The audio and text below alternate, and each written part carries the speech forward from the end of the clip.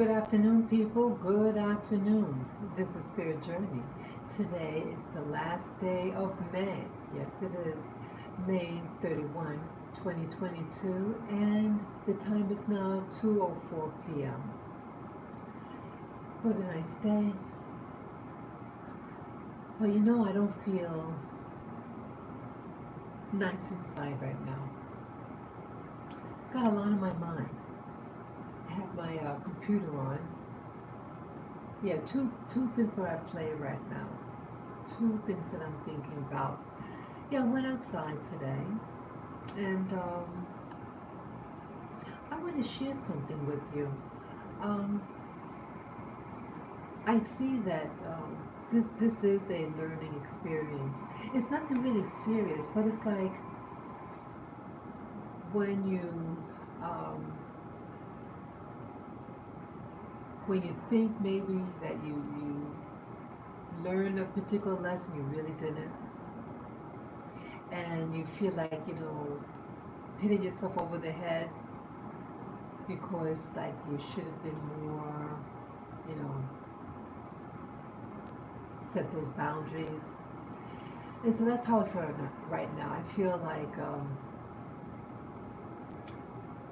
what is it? What do you do to try to establish boundaries? Um, I feel like a little lost for words right now. Yeah, I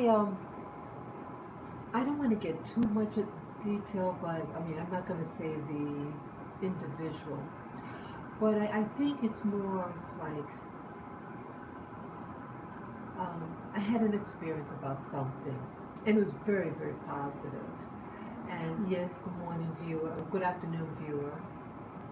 Um, yeah, I had an experience yesterday, and it was very, very positive. Um, I met someone, this was like, I think it's actually the second time I saw them. I saw them two prior times. Um, the very first time might have been a year ago. It was during the summer, and this person had this. He was telling me like this spiritual message about the power of now, and he's accurate about that, about the power of now. But there's also the power of no. There is the power of now, but I will be talking about the power of no and enforcing it. I think I have to say that right up front. This is very important because I know I'm not the only one that's experiencing these things. And it's about, I know if I experience something like this, others are, and I don't want, you shouldn't hit yourself over the head either. And I shouldn't pound on my head either. This is a learning experience this is an opportunity for us to learn about certain things and myself. That, yes, we are a work in progress. Um, yeah, I met this individual, it's a man, and he lives in the park. I'm finding out he lived in the park, but when I saw him last year, I didn't recognize him yesterday as being the same person. But yeah, I actually saw him a year ago, just in passing. He said some message about the power of now.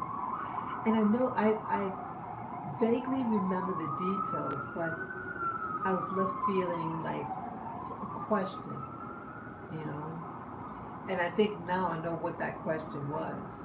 That not all, you know, we we could come across that we are spiritually evolved, but it's not real. And I think that reality is what's making me feel kind of like, I don't know, disappointed, and putting maybe my faith. I don't want to say that I'm putting my faith in someone. I don't really know this person, but like sometimes someone can show you like a part of a diamond, a facet of a diamond, and it's nice. And if you just talk with that facet, okay, that's what it is. but there are other things to it, and sometimes it could be imbalanced. If you just think that life is about that one facet, but you have everything else that's supporting that diamond, it could be a little, it could distort your reality. And I think my my perception of this individual was being colored. So yeah, I actually met this person about a year ago, and then I saw them. Let's see. I do my route at the park, Central Park. Excuse me. And so I was seeing this person um, at one of the roads in the park, very secluded, and they love their nature piece, and I didn't want to um, go down. I felt like I would be invading his privacy. Like, the park has, people might get their favorite spot in the park. And so you may not really want to go through, because it's like their territory, so to speak. They have it set, they have their paraphernalia. And I just was hesitant. I said, oh, maybe, yes, I was judging. I didn't really know who the person was. I could see them at a distance, and in the park you may have um, homeless people, people with who might be you may not really want to be close to because they might have their personalities might flare up, things like that. I'm trying to be very tactful. You never know. When you live in a big city, you have a lot of people who are mental, and you don't know how far you can go. See, I like meeting different types of people, and I'm actually interested in people who are different. And so, part of me, I feel different, and so I think part of me respects and is curious about other people who may seem like not mainstream out there, and but I didn't know how if it's really approachable. But I started noticing once in a while, like there's a road that's parallel to his, some feet away, and but I started noticing other people talking to him. So I said, I do like to take different routes. I don't want to always take the same road. Hey, maybe it might be safe to go down there on that road because it's going to lead me maybe even closer to where I actually want to go in the park. There's a section that I go, so it's a big meadow, and that's where I was heading to. Excuse me. So, yes, hello viewers. Um, so I said, let me take a chance. So I walked through, and when I walked through, I said, I think I said hello, and he said hello back, but I kept on going. So that's okay, this road, will be safe enough to go by. I'll try again in the future. And I went again yesterday. Excuse me, my nose is itchy. Sorry, my nose is itchy. Um, so I go by that road yesterday, and he's there. And I'm not sure who said hello first, but I think it was him. And he just started a small conversation about the animals, because he feeds the animal. He feeds the birds and the squirrels and the rats too. Yeah. Um, but it's an interesting section, and it's like you hear all the animal, all the wildlife there in this section of the park, Central Park I'm talking about, at the Ramble. And the Ramble is a section of Central Park that is left virtually untouched. The wildlife. They want to keep the landscape looking very, natural looking. It's really nice. And so he gets up early in the morning, gets to Central Park, and he does his routine for the day. He's often there by himself, And once in a while, you see, people who would take that road, whether it be joggers, photographers, people who take pictures of animals, and they might start a conversation with them. And so when I arrived yesterday, and we had a long conversation, um, he was very positive, and I felt like I was being invited to his world. He had like a whole thing set up. He sits at the bench. He has some of his paraphernalia for his day in Central Park, feeding the birds. He has his bag of bird seeds. He has other things to feed the animals there, and it's almost like they're inviting you in their world, and so that's also why I felt um, hesitant, because that is his little corner, so to speak. I mean, it's a public park, but it's his little enclave, you know. And so I wasn't, you want to respect that space. That's how I am, and this is also part of the problem for me that you will soon hear. So we started talking, and he was sharing me about the uh, things of a spiritual nature. And I think we could be about the same age, you know. Um, he had a heavy accent, so sometimes kind of hard to understand him, but he was interesting. And I love hearing things of a spiritual nature. When I say spiritual nature, I mean like things that lift up your spirit, things that have a teaching edge to it. And that I was like, we all need encouragement, and we all need to learn new things. And I'm receptive to learn new concept, or to build up on what I already know.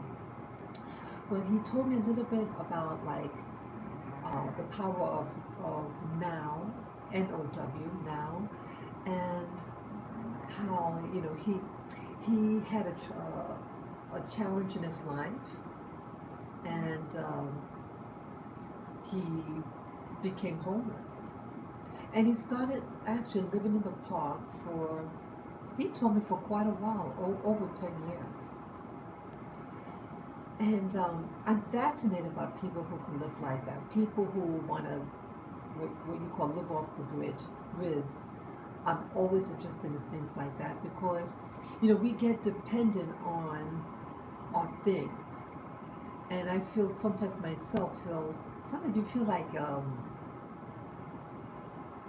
don't know, sometimes you could get trapped, like you want to almost hoard. I don't want to say hoard, but sometimes you get kind of protective over your stuff, especially if you may have lost a lot of things. And yes, I've lost things in my life, and so I'm more protective over the things that I have. Um, I wouldn't call myself someone who is materialistic, but I am someone that believes in the things you buy. You want those things to last, and you want to get quality. It's not about quantity, but about quality. And even my place here, I've been in this apartment now for 19 years, and it was starting to get kind of clutterful. And I said to myself, I want to downsize even, because I felt like, you know, we can have things in our closets, and we may not have ever used some of this stuff, or we use it once or twice, and it's taking up space. And with my little dog, see, I need room to like move around. Sometimes I bump into things, I get bruises on my legs and things like that. So I've been really thinking about for the past year how to downsize. Last year I did discard about one third of the things I had, and but I think I got to do another one third again. I really want to mobility, because I think it's a reflection of what's going on in your mind. If your mind is cluttered, it's don't be surprised if your surroundings are a little clutterful, and so it's letting me know, um, hey, maybe I just need to get some things out of here so I can think clearer, because I feel my mind's a little cluttered right now. So hearing the man speak about his life and how he now, what he does basically, he said that there's a place where you could, I think the what the word he used, but it's like centers where the homeless could go and um, wash up.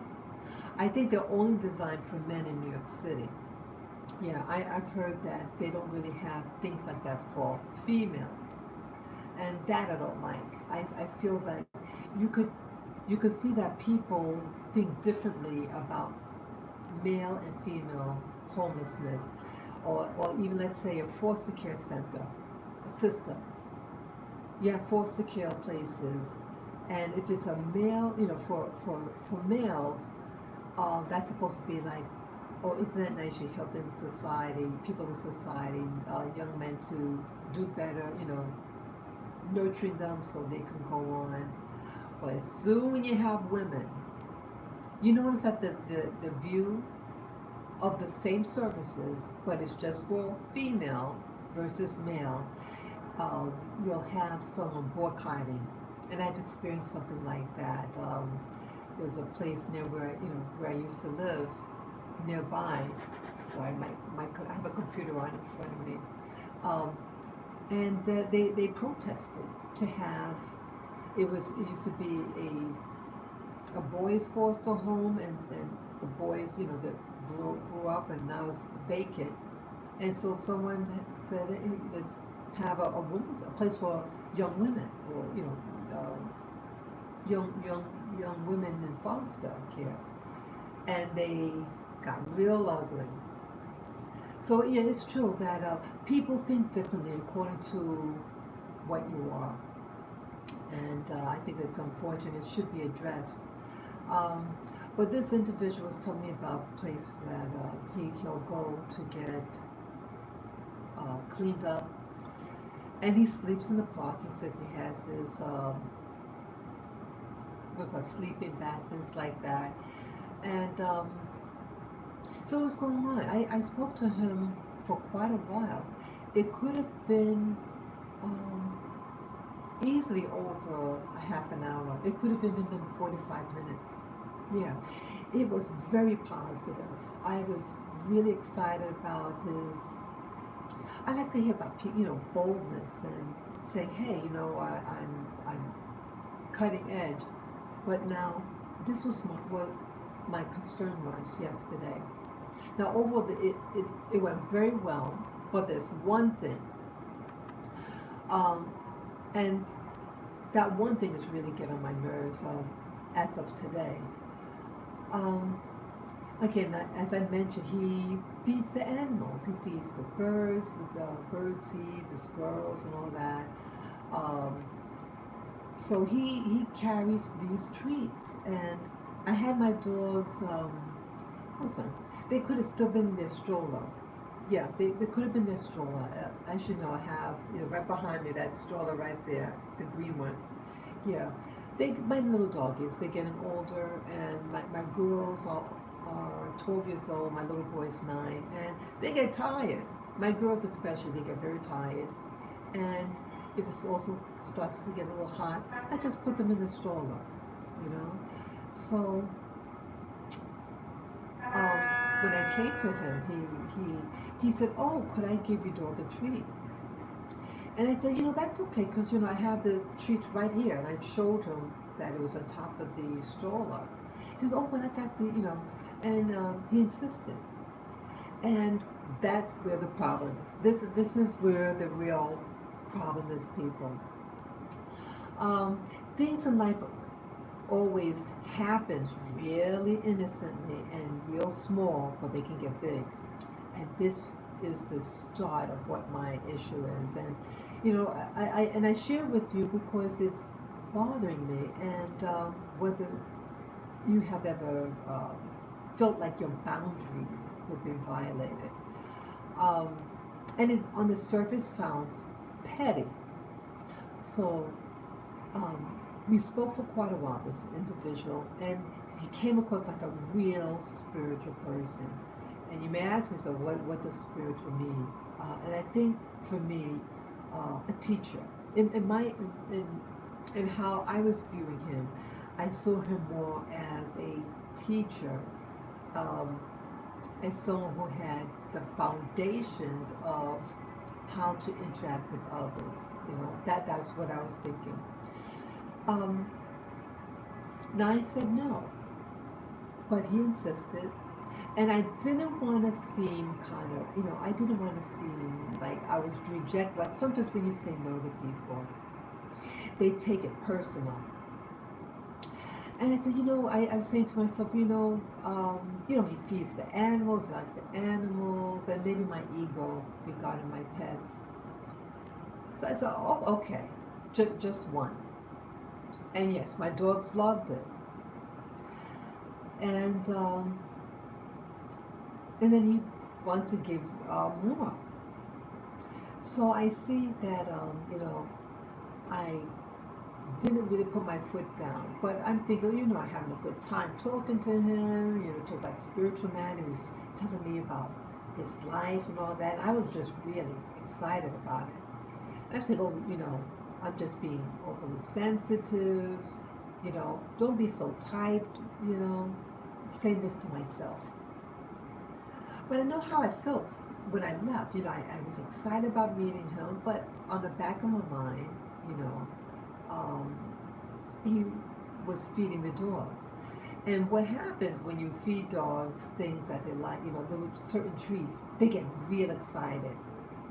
And you're feeding into that frenzy. And I want to try to keep my dogs calm. My dogs have a habit of barking at other dogs, my little boy in particular. So, I eventually leave, and I felt really good about it. And I continued on my, where I was headed to and everything. And I was thinking, wow, overall he left me feeling really positive. I hope to see him again. And I was even thinking about next time bringing a little treat for him. I did thank him for the treats that he gave my dog. So I left. Then today hits. Today was a little different feel. He was talking to someone when I arrived. And yeah, see, he's right on the pathway, and many people walk past him. And I'm not the only one. Probably throughout the day, he might meet several people, have conversations, and you have a good time talking and hearing the birds and everything, and then you move on. And so when I had just arrived today, he was talking to a young woman. I think she was a jogger, and he introduced me to that other person. Oh, this is one of my, we're like, she's one of my new friends, something like that. He left a very upbeat and everything. And I remember I felt like, see, it's really weird. Um, how do you say this? It sounds very selfish of me and maybe even of that other person. Sometimes when you're clicking with someone really well, you don't really want to share, you know? And maybe it's a women, because we were both women that were there, and he's a guy. I don't know what exactly what it was, but you kind of like, you don't want to invade the other person's space. The other person's talking to them. Let them have their time. And vice versa. She shortly leaves, maybe 2 minutes after I arrived, and we said goodbye. Um, but I felt a little different. Like I don't know. Maybe it was the distraction because the other person was there, and you you don't want to like walk into something and interrupt someone else's, you know, connection. So I say, hey, so how you doing today?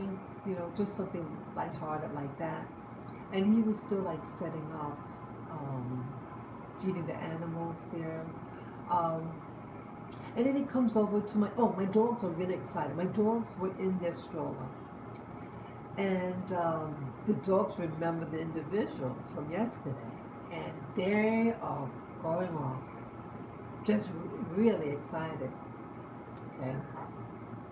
See, not everyone who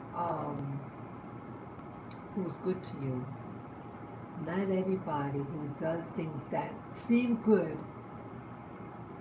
they're not necessarily good for you.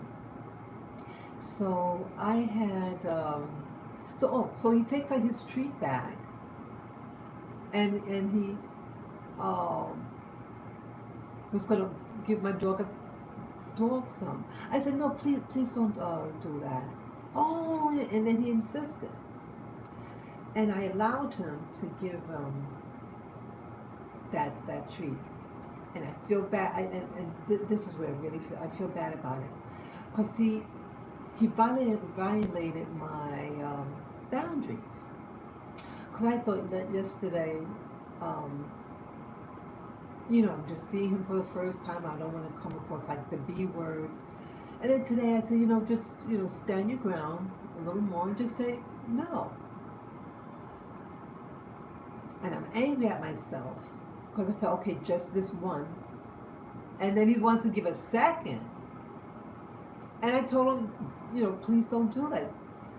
And I'm angry at myself. And I realized what was happening with my dog. See, um, he he knows what he wants to do, and he knows the reaction that he wants to bring. He knows exactly what's going to happen. The dogs are going to just be very excited. They're going to want to eat the treat, and so what is happening is that there's a wedge now, so to speak, a spiritual wedge between me and my dogs. These are my babies, not his. And sometimes you have people who want to put in a wedge between you and your significance. And it's not by accident. Please get this very clearly. I know it sounds really weird me saying this story, but there is a principle, a spiritual message behind this that could really screw you over if you let them. And I feel like um, I allowed someone to step over my boundaries, and I didn't want it. If you can let people step over one thing, they can step over two, three, four, etc. And this is dangerous. And so my concept and thought about who he was yesterday was based on yesterday, but I didn't really adhere to the message in the back of my mind. Hey, he should have just dropped it and said, after I said no. But he insisted. Why did he insist? See, that's part of the game that some people play. I'm not saying this is an evil person, but I started analyzing what was happening. And it's a way to seem spiritual, but you're not. See, again, and I don't want to trash him, but I'm learning about this experience and processing it, because I'm sure that things like this can and will come your way, and you don't want to be a victim to somebody who's mastered manipulating people. The fact that I would stop by and say hello to someone who liked to live a non-conventional life, it already shows that maybe a possible vulnerability as a female on your part. Because most of the people that see him are female. Other female joggers, photographers, things like that. And women in general like little animals and things like that. And he was saying yesterday that he did have a past with substance abuse, and he learned through the power of now to release the pain and the anguish, and he started to receive healing. And that's what really sold me about him yesterday in the conversation. I thought that was powerful. He said, just give it up. Just rather than holding on to your pain, release it. Just boom. So no, I'm sorry. He said the word surrender. He said surrender to it. and it won't bother you anymore. And I thought that was positive. So, um, but the power of that now, to embrace the now, is also the power of now. See, I feel that there's an exploitation.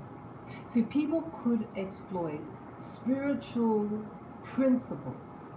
Yes, there is a concept of the gift and the power of now. And it could blind other people about other principles, spiritual principles. And that's what was happening to me yesterday and today, which is really pissing me off. See, I want to be real about my feelings. Um, you have to learn how to say no. He wanted to teach about this spirit of now, the power of now, but there's also the power to say no. And it's hard for women to say no and be believed sometimes. You may have men who are really, people, I find that people who are former substance abusers or people who have problem with personal discipline, that they want an immediate, they want an immediate experience about certain things. They actually are dominant in their personality. And just because someone might have hit socially rock bottom by becoming um, homeless, it doesn't mean that they um, you still have to be careful. And that again, that type of personality is someone who used to have that lifestyle of substance abuse. They could be manipulators, and they don't like to hear the word no. And this is what I'm learning today. Um, so I said no. So why, so I didn't have a problem of verbalizing no, but I had the problem of enforcing no. Do any of you understand what I'm saying? If you understand where I'm coming from right now, please press 1 for yes. If you understand what I'm coming out, what I'm trying to say. Yes, I got blinded with the initial principle of the power of no and being, I don't want to say seduced, but really intrigued with his spirituality, spiritual understanding. And I love the birds, and it was really, it's like a secluded area. It's a road, but it's a lot of nature, trees and everything, and shrubs and all this wildlife. It's really nice. And he's created this world, this enclave for himself. And the women come by, or the men might come by too, and just want to share a little tidbit in that experience. And so I had respected him to some level yesterday. And I was hoping when I came to see, I didn't know what to expect today, but I was interested in seeing the individual again, because I left feeling pretty good yesterday. And I guess I was ready for any other spiritual message he might have for today. And I like the birds and everything. So I just wanted, I guess, a taste of what I tasted yesterday. But at the same time, I was, about the dog, because my dogs are my babies. And it's okay to say no to your dogs. Or let's say you have human children. It's okay to say no. Saying no doesn't mean that you don't love them. And I feel that's where his manipulation was. That he insisted. And when he put his hand inside the they were still inside the stroller. And it's just too much. How much further is it going to go next time? And I'm saying to myself, wait a minute, why am I letting him feed my dog? already said no before, and he's going to give a second round of treats. These are my dogs. And so what's happened, my dogs are getting really excited with the treats. And it's designed to do that. And it's designed for him to receive attention, more attention from new dogs. The dogs, the next time if I go there, they're going to say, oh, I remember that guy, right? Remember? And they're going to get excited, they're going to jump, they're going to bark and all this and that. And he feeds on this. That's what I discovered today. He was setting up a scenario. You pretty much can guarantee. You give kids a bunch of candy the day before and they see you today, and you have your candy out like this. What do you think your dog's going to do, or your children are going to do? They're going to, mommy, mommy, mommy, or daddy, give, and a frenzy could come out. And that's chaos. He's creating chaos because he wants to come in, kind of put a wedge between you and your pooch, or you and your loved ones, and he manipulate and control. That individual is a controller. People, former substance abusers, are controllers, manipulators. Who do they often manipulate? Women, right? They can have a charm about them. They can have a veneer of spirituality, like this person, right?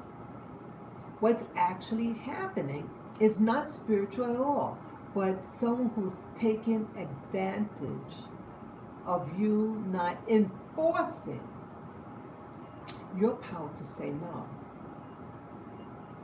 But he wants you to focus on the now. So maybe for him, now is domination. To dominate now. Take what you can. Take, control. And I felt that it's in crushing on entrapping me a little bit, and potential others. So yeah, learn how to say no is very important for women in particular, especially if you're dealing with men, because in general men are stronger. But it's important to say no, and moreover to enforce it. And that's what I have to learn. How do you enforce your no? Now, I don't have a problem with the English language, right? I can say no very clearly, no. But why did he not listen? Because I didn't enforce it. He was testing my boundaries. Do you think it was the first time a dog owner said, no, please don't give my treats to my dog? I even remember, like, in a different situation, in a different location, there were these two older ladies at a bench, and they had a little pooch also. And one of the older ladies said, oh, I like your dogs, or oh, could we give your dog a treat? And I didn't know these ladies. It might have been maybe the first time I'm bumping into them in the park. No. And I didn't feel comfortable to say yes because I've never met them before. And I don't know what's in those treats. It could be some type of, problematic person, right? You never know. I don't want to come across paranoid, but in New York City, you never know. These are my little children, my little dogs.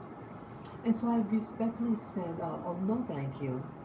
And then I hear the lady reply something like, oh, mommy doesn't want me to give you any. Oh, come on. Wow. Isn't that manipulation? Isn't that someone who wanted to control a situation by giving them what? Ask yourself, people, please, even think with me. So I'm exploring all what this means and how to help myself. Now, someone who you don't know and is offering a treat or something to someone and you don't know them. Why do they want to insist? Why? I've had my dogs now, my eldest dog, for 12 years, to almost 12 and a half years. And I've never, ever asked a fellow dog owner, do you want some treats for your dog? They have their own treats. Why? And that's the real issue that you need to discover for yourself. When you say no to a person about something, and it's your space, it could be your, maybe they want to offer you food, or maybe they offer your dog or your children, whatever. Why are they so interested for you to engage in this activity with them, to ingest, put something in your body, or have your loved one ingest something? Why? Because there's something to it. It could be to try to force a false bond. They want to enforce a bond. And if they you say yes, then maybe there's something else that's going to be behind it. There's no reason, no good reason for an honest person to get upset, for you to say no, for them to give a child or a little dog or yourself something to eat, and you don't know them, and you've never seen them before. Be very careful. Why? Because it's a key thing to that person and what's possibly motivating them. And on the surface, it's innocent, right? Oh, they just wanted to give the dog. Why can't you just give it for your own dog? Why do you need for other people to eat what they're eating? Is it to try to sell or promote a product? They could have just said that, hey, my friend, they're starting this dog brand, whatever. Hey, you want to try a free sample, whatever. They'd be upfront about it. Why do they get offended? And the lady was offended and try to make me look like a bad person because I said no, thank you. Yeah, I'm polite to people. I said no, thank you. And so this is very telling, because you as an individual have a right to say no. And you don't have to give a reason why if you don't want to. You say, oh, no, thank you. And that should be enough. But when it's not enough, you should ask yourself, why wasn't enough for that person? They're a controller. They want to control something about you. They want to control your dogs. So now when I walk down the path, at the park where he's located, my dogs are gonna, right? Because they remember the treat. Dogs remember things like that. And that's what he wants. So he wants to pull me as the dominant figure in my dog's life. And he wants to replace it with himself. He wants him to be the star.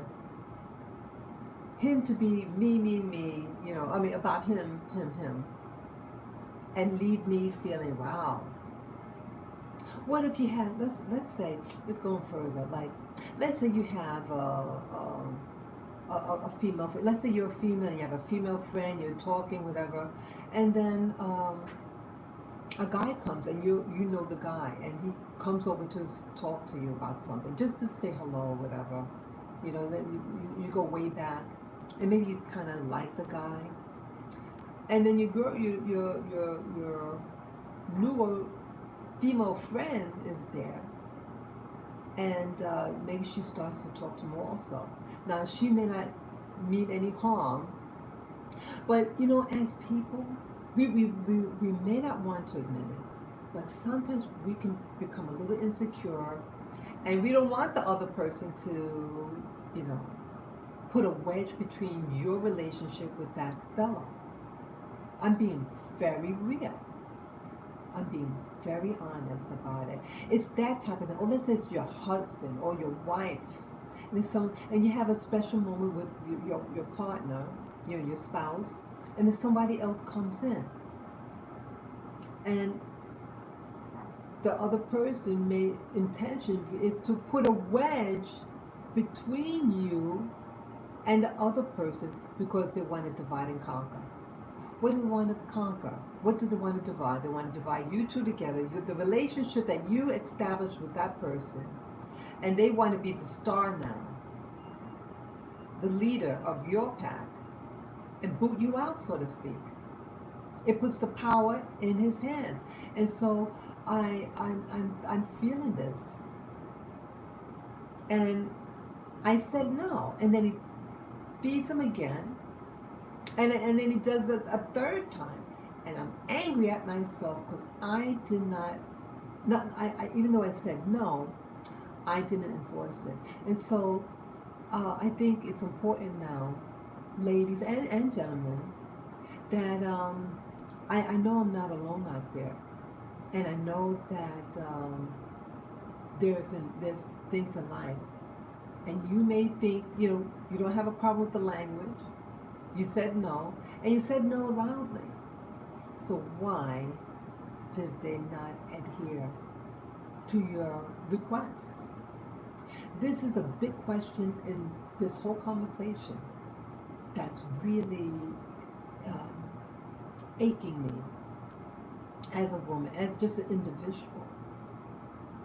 I don't want to avoid the person. Because again, I did enjoy the initial conversation yesterday. But now I'm feeling, hey, see, there's no perfect human being. We all have flaws. But my issue was about boundaries. How could I enforce this boundary and to establish a boundary and say, and demand no? They say, do not feed the dog. And again, I don't want to be flamboyant. I don't want to be cursing, whatever. Um, what do you advise? How to enforce your no's? This is I think this is maybe even more spiritual than the now. I mean, I think they both go hand in hand. The power of now and the power of the now when I said no. I needed to do something in addition of saying no. I didn't want to hit his hand away. I didn't, because I pick up that this person doesn't want to hear no. But I have to enforce it. I have to enforce saying no. Your no's mean no. Sometimes people might be talking, and sometimes some men. I mean, it could be man or female, but in general, let's say a person wants to put their hand on you, and you might say, I don't want to be touched, whatever. But sometimes some people might say, oh, you give me a hug, You ever experienced that as a child? They say your parents have friends. You're a little child.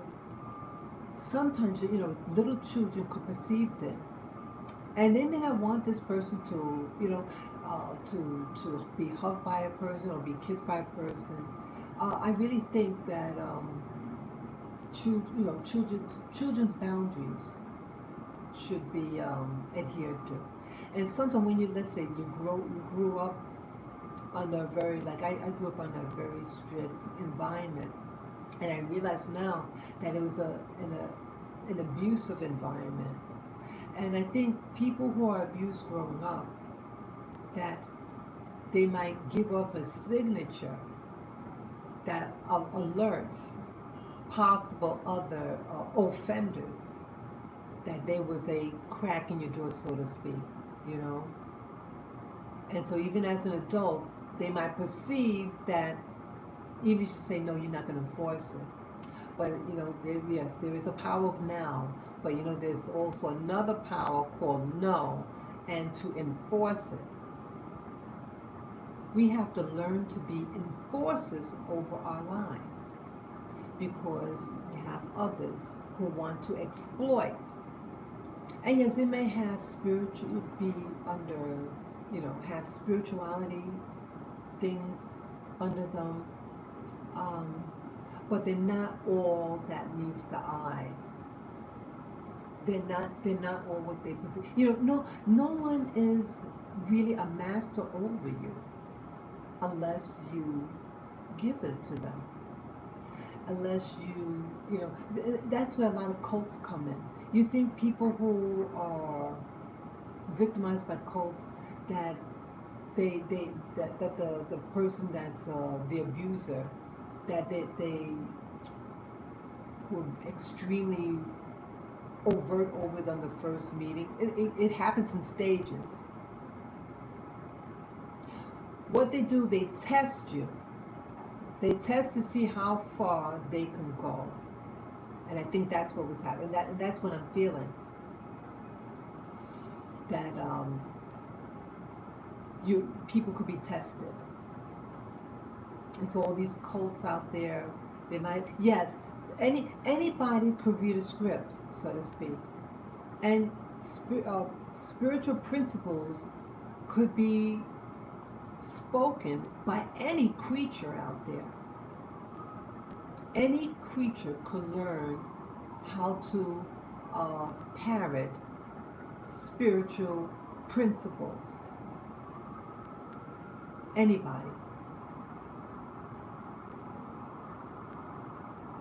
Anybody. What is really what is spirituality? I do ask myself that question a lot of times. For me, it means that to awaken to what is really behind the curtain. I think that's what it really means for me at this point in my life. That spirituality means, or to be spiritually awakened, is to realize what's really behind door number one and how I could protect myself. This whole life here is like one illusion after another, and I'm seeing that how I could fall for certain things, because it might seem very real. You can meet someone in a park and have a fantastic conversation and learn spiritual principles, or you just excited about just talking to a new person. I like talking to people. And I'm seeing that the people that are out there who might be in that park or be out in the street, you might, you're walking your dog or someone, and you might bump into them a few times in the street, and you gather a conversation. You might initially think a person is one way, and they are not. You might learn quickly, very quickly, that maybe they're not all what you may have perceived, and it may not be good for you. They may not be good for you.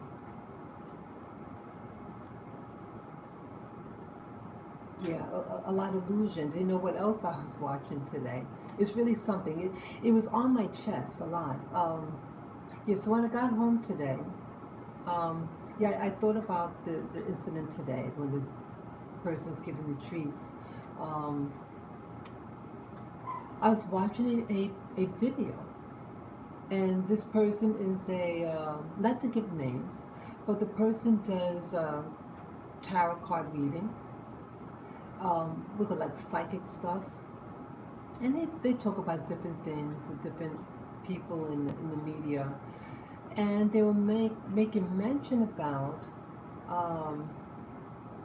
the celebrity, and in that someone wrote a comment about this person from the 1990s. Remember the individual? She went by the name Miss Cleo. Yes. So if you guys are like in your 40s and up, you'll probably know who Miss Cleo is.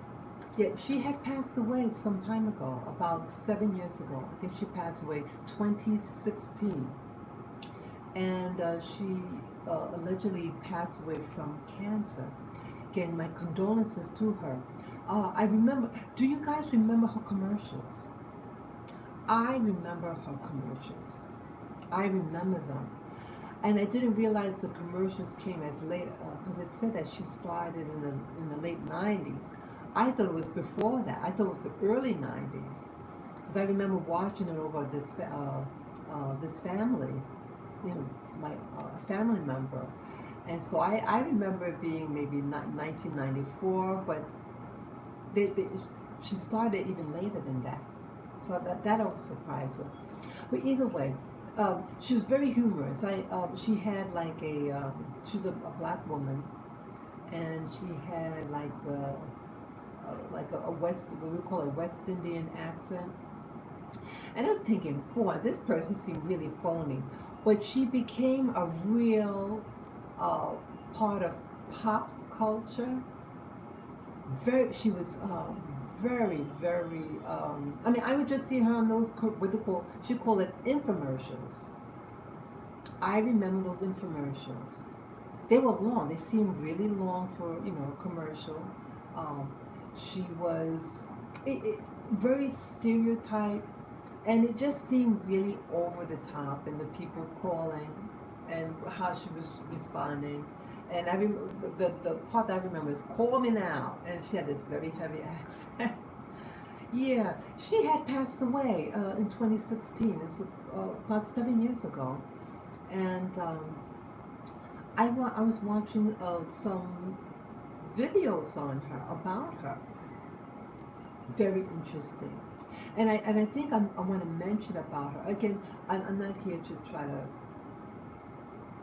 talk badly about the deceased, but I think with illusions and spirituality, or whether it be being what do you call it, a medium or spiritualist, and I watched some things about her just before I did this, and it made me feel sad because I just remember her as the character. We were the same age. Yeah, we were born the same year.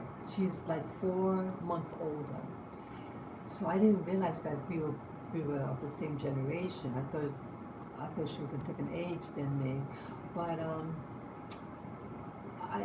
I'm very sentimental, and we may have experiences early in life, and it it was what it was,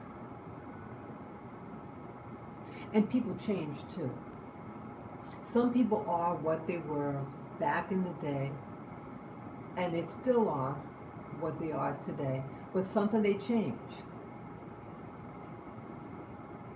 and sometimes they don't. Or sometimes they change for the worse. They might have been one way, really another way, and then they went 180 degrees later on. But I think about her, about your initial instinct on something. We have an instinct. And it's not about, see, we have to be careful because, see, sometimes people don't want us to use our instincts, our intuition, and we say, oh, I'm judging that person. It's okay to judge people. You keep it to yourself, and you make, maybe the word judgment might be a little abrupt. You say you make an assessment on a situation or a person or an event. That is your right because you have to protect yourself. But my initial impression with the commercials, the Miss Chloe, was very colorful, to say it nicely. Very, very colorful. And yes, I am a sentimental person. I remember what I thought, what my impression was. I never used her services, um, but she was still a human being, and she had to go through her life process like everybody else. But she was part of that mainstream pop culture. And so whether you agreed or disagreed, or whether, the allegations, if they were true, you know, she was still somebody from that pop culture. It was a part of your life, so to speak. It was a part of a lot of people's lives. It seemed like back then, commercials had a stronger pull on people. Even like food places, you know, like Wendy's. When the guy from who started Wendy's, when he passed away, they made it. You know, he was again a part of that popular culture with that type of fast food. Again, it it it, it may not have served you, you know, in wellness that food, but it was still a part of that social fiber. You know, it's like you could be amongst your enemies or your friends. We all know each other's spot. You know, we kind of respect each other's location and not to step over those boundaries. You know, and you're able to continue on. But you keep your mental note. You say, okay, I know what this person's about or that person, you know, but you just stay your ground. And even when Ronald, I mean, you probably laugh at this. When Ronald Reagan passed away some years back, I even cried. I was not a Ronald Reagan fan.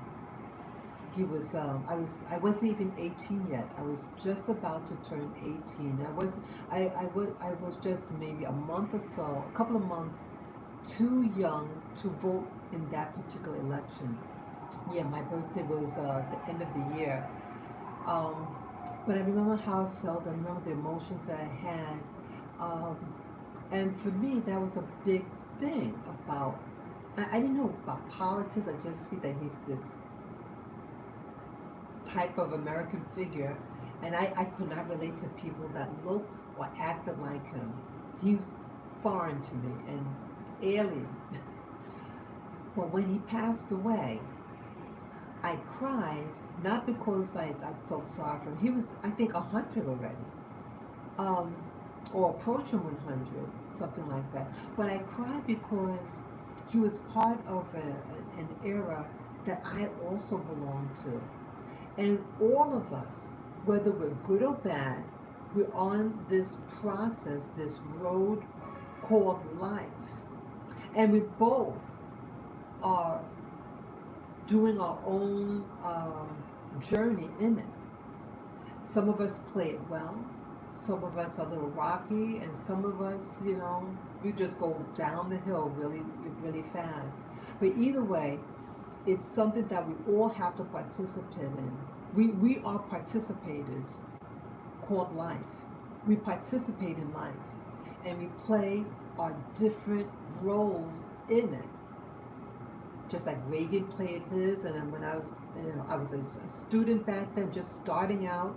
I was 17 going in 18. I was just starting college. I was just starting my very first paying job. Everything was new to me. And so when I found out that he died, when did he die? I think of when he actually passed away, but it wasn't all that long ago. But I started really thinking about it. And I remembered how I felt about him. I didn't like, I didn't feel comfortable with the politics and things like that. And I maybe part of me felt guilty feeling the way that I did, but I felt those ways, you know. And so when I think about also Cleo, Miss Cleo, she also was a character in the play called Life. And whether she played it, you know, she played her cards. She literally played cards, and she she she believed. It seemed like she believed in her part. It turned out that she was a what do you call it, a screenwriter. She wrote plays, and she also was an actress. She started out. She was born and raised in California, and she produced a play, and that's where the controversy really started with her. It's really something. And just now watching other videos about her, she did. There is a video online of her very last interview. She passed away shortly after the interview was done, and the people who did the video waited one full year before they aired it. They said to give uh, the family privacy, and respect, for what happened, because they enjoyed doing the interview with her. It was a lighthearted video, but even when I watched it, consistency, there was a lack of consistency in certain things. Now, it was a fun interview, but the person doing the interview was very respectful of her boundaries. She let her know during the interview certain things she didn't want to repeat again, and that was the controversy over her role in the psychic hotline. You know, yeah, I didn't know she was in two movies. Either was a documentary or a movie, but two of them, and that would be really interesting to see. Um, she had a lot of, wow. She was a creative person. It's like she reinvented herself, and before her passing, she had a lot of projects, and she had like a manager or something. So why am I mentioning about her again? Um, we all have a role in life, and some of us could, some of us play their deck of cards honestly. Whatever you get, is what you got. And sometimes some people may present cards because that they changed decks on you. You didn't realize that, you know. So you have that. You have people like that, and some of them could be really convincing. They could have a really nice personality. They could be very gregarious. These are all like shields that we may have upon us. We all may have a shield, just like the man in the park. He has his front. I have mine. So we all have our outer shell. All of us have something. We are playing a character, so to speak. But I don't mean a character in the sense that we are being not genuine.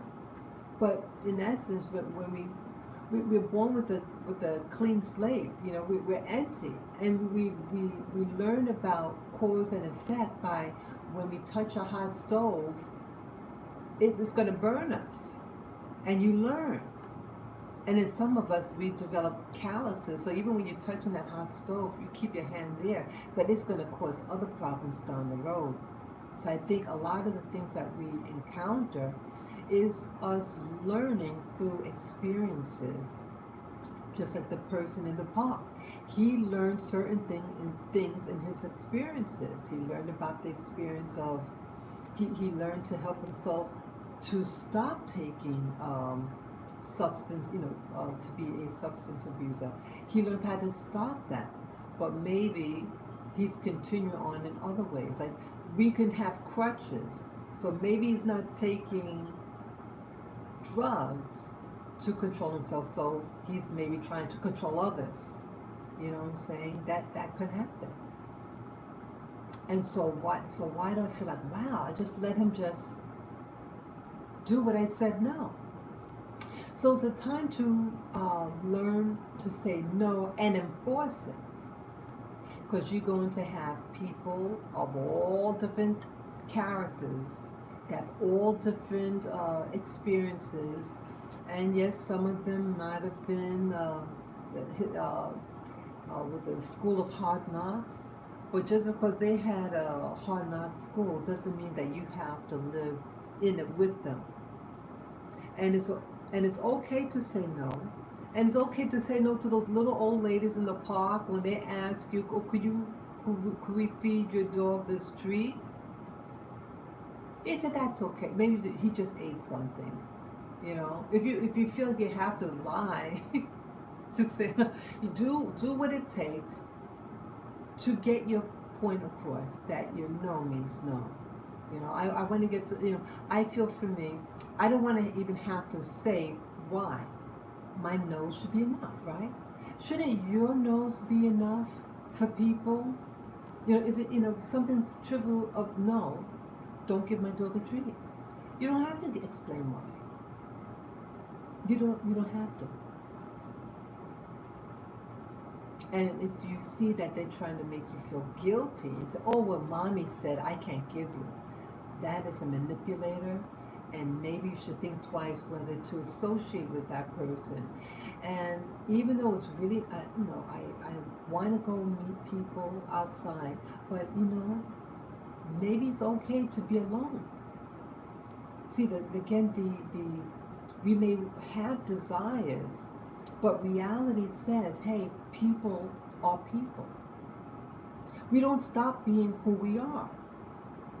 And being spiritual does not stop certain behaviors in other individuals. And it's up to you to set those boundaries and to really ask yourself, what can you do next time to enforce, especially women? Women have to learn how to enforce their no's, because one thing could lead to another, which could lead to another. How many women out there have been gone into have certain experiences that they wish they would have never been born in, because they allowed a little crack in the door. And that's how it starts. It starts like with a little crack. Oh, come on! It won't be bad. Oh, don't be what do you call it? Don't be stingy.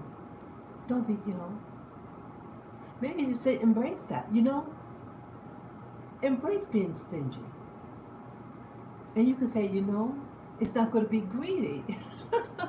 Be pushing. Right? It's okay to be stingy, and then it's okay, hey, is it okay to be pushy? It takes two, right? People throw the balls, and you can throw it right back. Throw it right back at them. You have a right to throw it back. If they're old enough to say it to your face and try to make you guilty, you know how many times children, what some people do with parents and children, that they want the child to hate the parent, and the so-called adult that's causing this friction, their whole goal is to control your kid and have access to that kid. Oh, let me babysit them. Oh, let me take them on vacation with me. And you feel like, oh, if you say no, oh, you look like what do you call it? A party pooper, right? They make you feel like a party pooper because you said no. Oh, you just too protective. Women and men, use your intuition. Use your intuition, and if they call you and insult you, so you're just being stingy or overprotective, you say thank you, yes, and then make a beeline. Yeah, I don't want this individual to. I mean, I gotta word it out. I'm more angry at myself for not enforcing it. So. I can just tell them, if I walk through, just keep on walking through and just say, I won't be staying here. I said, I felt uncomfortable when you didn't listen to my nose and you gave my dog treats, and so I won't be coming back here anymore. And then you keep on going. It disempowers them. And that's why I realized why I was feeling like there's a shift in power. These are my babies, and I feel he's trying to take control over my dogs. Is he going to pay for my dog's bills if they get sick? If they get sick over his food? You know? It's okay, ladies and gentlemen. It's okay to say no. The power of no. He wants to teach the power of now. Yet the power of now is very powerful.